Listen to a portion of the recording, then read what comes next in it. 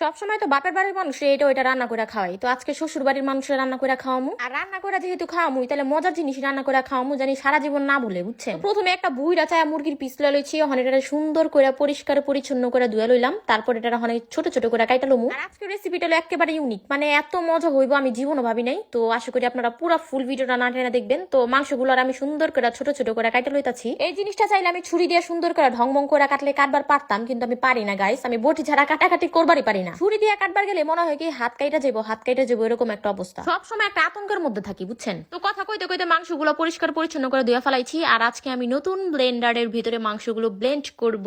কম প্রাইসে যদি আপনারা ভালো ব্লেন্ডার কিনবার চান, তাহলে কিন্তু এই ব্লেন্ডারটা হলো বেস্ট। আর এই ব্লেন্ডারটা যারা আপনারা পারচেস করবেন, এটার লগে কিন্তু একটা গিফট আছে। এটা হলো এই যে এই সুন্দর মশলার বাটিটা, মানে এটা কিন্তু আমি একটা অলরেডি ইউজ করতেছি, কারণ আপনাকে দেখাইতাছি। মানে এই যে দেখেন এই বাটিটা, লবণ, হলুদের গুঁড়া, মরিচের গুঁড়া, ধইনা গুঁড়া, মানে মোট 4টা আইটেম রাখতে পারবেন এই মশলার বাটির মধ্যে। আর কিচেনের মধ্যে এরকম একটা সুন্দর মশলা বাটি রাখা দিলে কিন্তু ভালোই লাগে। আর এই ব্লেন্ডারটা ফিট করা এতটা সহজ। আর এই ওয়াসাকা ব্লেন্ডারের ব্লেডটাও কিন্তু অনেক ধারালো। ছোটখাটোর মধ্যে কিউট একটা ব্লেন্ডার, কিন্তু অনেক কাজের। সামনে যেহেতু রোজার মাস হইতাছে, তাহলে এই ছোটখাটো ব্লেন্ডারটা দিয়ে কিন্তু আপনারা ডাল খুব সহজে ব্লেন্ড করতে পারবেন, মানে পেঁয়াজু বানানোর জন্য। আমি জাস্ট মাংসটা দিয়ে এই যে দেখেন আপনাকে সামনে জাস্ট একটুখানি ব্লেন্ড করলাম, আর লগে লগে ব্লেন্ড হয়ে গেল। এই ব্লেন্ডারটাও কিন্তু পরিষ্কার করা অনেক সহজ। আমাদের বাসায় যে ব্লেন্ডারটা আছে ওটা কিন্তু অনেক বড়, মানে একেবারে পুরো নামায়া টামায়া ব্লেন্ড করার পর ওটারে ধুয়া টুয়া কষ্ট হয় অনেক। তো এই ব্লেন্ডারটা আমি অর্ডার করছিলাম হাসান বক্স পেজের থেকে। আপনারাও চাইলে কিন্তু হাসান বক্স পেজের থেকে এই সুন্দর ব্লেন্ডারটা অর্ডার করতে পারেন। ওনাদের পেজের নামটা কিন্তু আমি ক্যাপশনে মেনশন করে দিমু, আর হোয়াটসঅ্যাপ নাম্বারটাও কিন্তু স্ক্রিনে দিয়ে দিচ্ছি। তো ব্লেন্ড করলাম, ওখানে আমরা পেঁয়াজ মরিচ কিমা করে লমু। তো আমি এখানে পেঁয়াজ দিয়ে দিলাম, মরিচ দিয়ে দিলাম, দিয়ে দিমু ধনিয়া পাতা। তো এগুলো ওখানে সুন্দর করে কিমা করুম। জাস্ট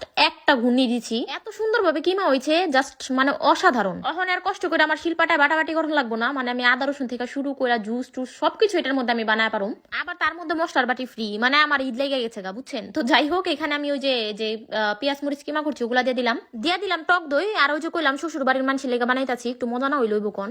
আপনাকে উম্মাপুর একটা নাম ডাক আছে না, ওখানে যদি মজা না হয় তাহলে কি কইব কোন? তো কিছুই কইব না, আমার শ্বশুর বাড়ির মানুষ অনেক ভালো, মানে মজা না হইলেও মজা কইব। তো যাই হোক, তারপরে দিয়ে দিলাম টমেটো সস, দিয়ে দিলাম সয়া সস, দিয়ে দিলাম পরিমাণ মতো আদা রসুন বাটা, গোলমরিচের গুঁড়া, একটুখানি সয়াবিন তেল। আর মাংস টাংস ম্যারিনেট করার সময় সয়াবিন তেলটা দিবেন, তাহলে একটু সুন্দর গ্রান আহে, মানে ভালো লাগে জিনিসটা। আর সবসময় মতো লবণের কথা কইবার লেগে ভুলে গেছি, তো আমি লবণও দিয়ে দিচ্ছি। তারপরে আমি সুন্দর করে মাখা ঝাঁকা করে নিব। আর এর মাঝখানে আমার মনে পড়লো আমি এখানে চিলি ফ্লেক্স দিই নাই, ঝালের লেগা শুকনা মরিচের গুঁড়াটা দিয়ে দিব বেশি করে। আর আমি এখানে হাত দিয়ে কে লেগে দিতেছি আমি বুঝলাম না, মানে আমি ওইলে চামচও দিবার পারতাম অথবা ডাইলাও দিবার পারতাম। হাতের মধ্যে একটুখানি লুয়া তারপর দিতেছি, মানে আমি ভিডিওটা এডিট করার সময় খেয়াল করলাম, আগে আমি খেয়াল করি নাই, মানে আমি কি বলদ রে ভাই। যাই হোক গাইস, আমাদের মশলাগুলো মাংসগুলো মাখানো শেষ। ওখানে কাজটা হলো একেবারে সোজা। এই যে কড়াইয়ের মধ্যে দিয়ে দিচ্ছি একটুখানি তেল, ওখানে লম্বা লম্বা করে দাগ টাইনা লমু, মানে মাংস দিয়া দাগটা টাইনা লমু। এই যে দেখেন, এটা আপনারা চাইলে কোনো লোহার শিক অথবা শাসলিকের কাঠের মধ্যে দিয়েও করবার পারবেন, কিন্তু আমি এমনি বানাইতাছি কারণ আমি অনেক অলস গাইস, এত কষ্ট মষ্ট করে আমি বানাইবার পারুম না। আমি এত অলস মানুষ হয়ে যে এগুলো বানাইতাছি তাই অনেক। তো আমি চুলার আঁচটা একেবারে কমা দিয়ে ওখানে ঢাকনাটা দিয়ে ডাইকা দিচ্ছিলাম একটুখানি।